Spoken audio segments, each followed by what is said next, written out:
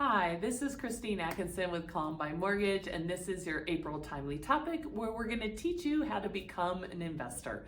If you've ever thought about purchasing investment real estate in the past and taken a look at what those rules are, you might have felt that the down payment requirements between 20-25% and the interest rates, which are about a point higher than a primary residence purchase, were a bit too large of a hurdle to actually have you jump into that market.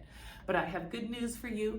Fannie Mae changed their rules last October, enabling a person to buy a primary residence that is 2 to 4 units with only 5% down, while also counting the rental income for those additional units to help cover the mortgage payment. That is huge, and it really opens up the gates for people to jump into this market and create additional streams of income.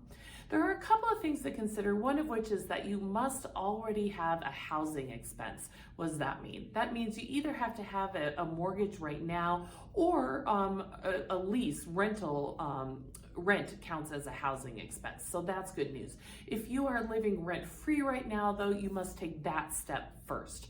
Assuming that you do have a housing expense, as most of us do, then when you go to buy the new property, the rental income on the additional units will be determined either by an appraiser as part of the loan process or by the existing leases.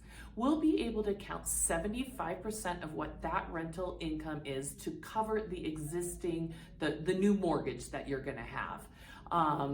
That's because they assume that you're gonna have some expenses, so they take that haircut.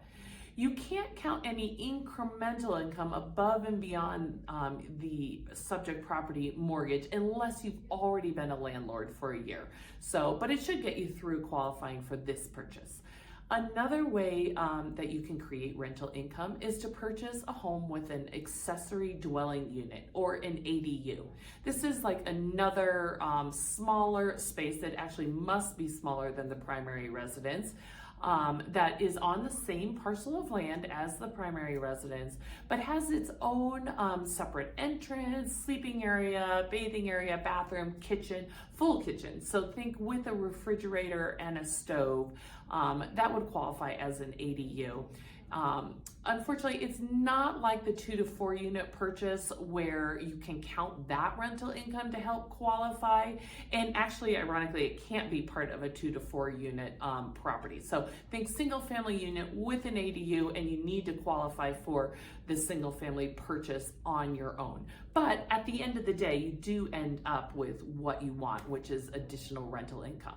I hope that's helpful. Just reach out. If I can be of any help, I'm happy to help you talk through these strategies and figure out what works for you. All right, take care.